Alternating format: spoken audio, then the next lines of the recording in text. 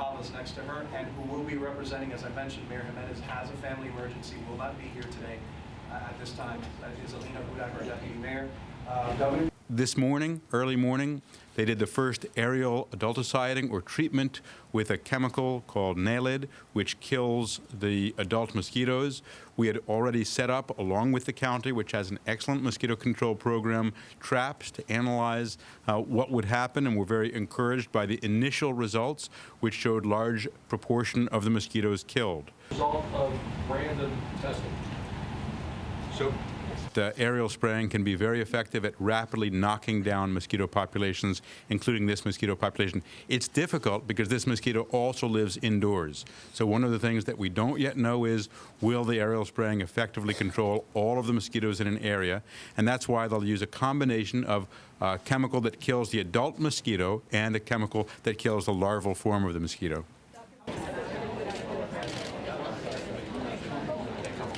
Even though the area that has demonstrated spread of Zika is only a 500 square foot area. It's a very small area.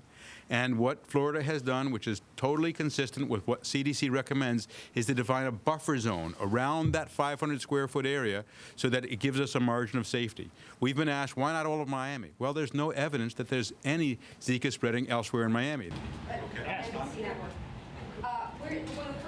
We've made recommendations that pregnant women shouldn't travel to that 1 mile area, that pregnant women who are in that area protect themselves against mosquito bites, that if pregnant women have traveled to that area, they be tested for Zika, and really that every pregnant woman in the U.S. be assessed by her obstetrician and understand that as long as there is Zika spreading anywhere, pregnant women should take steps to protect themselves from mosquito bites.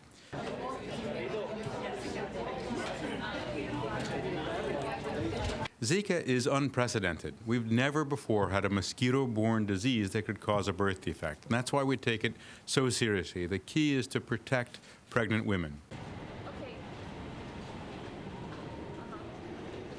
There's something that everyone can do. As the governor said, get rid of standing water. That's more complicated than it may sound. This mosquito can breed in a bottle cap.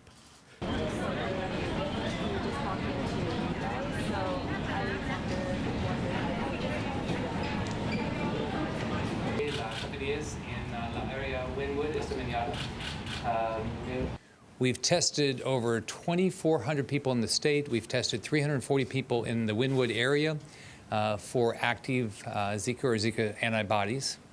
And we're going to continue to be very aggressive. We have some good news. We feel comfortable now in that 1 mile radius.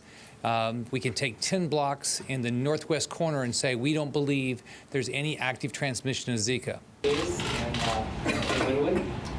We also have offered for and we're starting with the Wynwood area, but we're going to do this across the state as we have the test, offer everybody that's pregnant in the state to go get an assessment and test at your county health department. We're a tourism state. We're going to have 110 million tourists this year. We have a safe state. Here's what you know about Florida. We have tropical storms. Sometimes we have, been a long time, knock on wood, hurricanes. This is a state that prepares. We have great emergency management teams. We know how to get prepared. We started preparing for Zika in February when we had our first travel-related case.